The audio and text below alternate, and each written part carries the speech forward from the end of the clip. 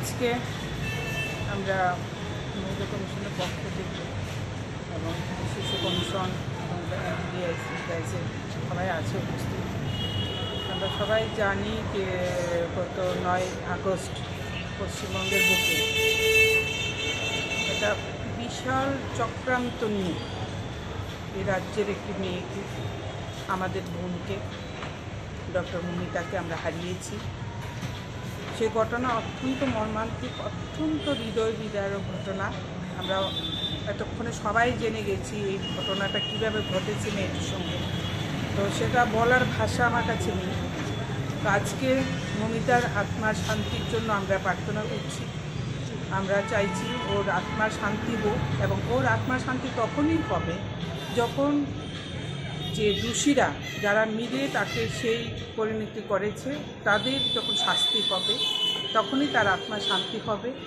এবং আমরা বিশ্বাস রাখছি সিআইডির উপরে, যে সিআইডি তদন্ত দেওয়া হয়েছে এবং সেই তদন্তের নিরিখে যারা প্রকৃতপক্ষে দোষী তাদের ধরা হবে এবং তাদের শাস্তি প্রদান করা হবে, সেই বিশ্বাস আমরা রাখছি এবং আমরা আশাবাদী সেই শাস্তি তাদের হবে।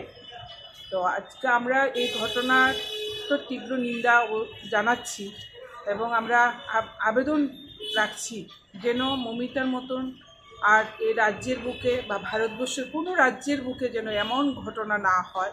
কারণ যে ঘটনা ঘটেছে সেটা বলবো মানব সভ্যতার সবচেয়ে ঘৃণতর ঘটনা, জঘন্যতম ঘটনা। আজকের দিনে আমরা মানুষ বলে নিজেদের পরিচয় দিতে ভয় লজ্জা হচ্ছে যে পশুরাও এক পশু, কারণ বনের গাদাও গাদাকে মারে না, সেই জায়গায় মানুষকে কিভাবে এত নৃশংসভাবে হত্যা করলো সেটা আমরা ভাবতে পারছি না।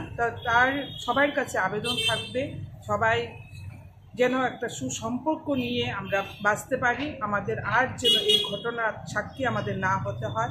তার জন্য আজকে আমরা সবাই একত্রে মিলে আজকে আমরা প্রতিবাদও জানাচ্ছি এবং আবেদন রাখছি সিআইডির কাছে যেন অতি সত্বর দোষীদের শাস্তি দেওয়া হয় এবং মমিতার আত্মার শান্তি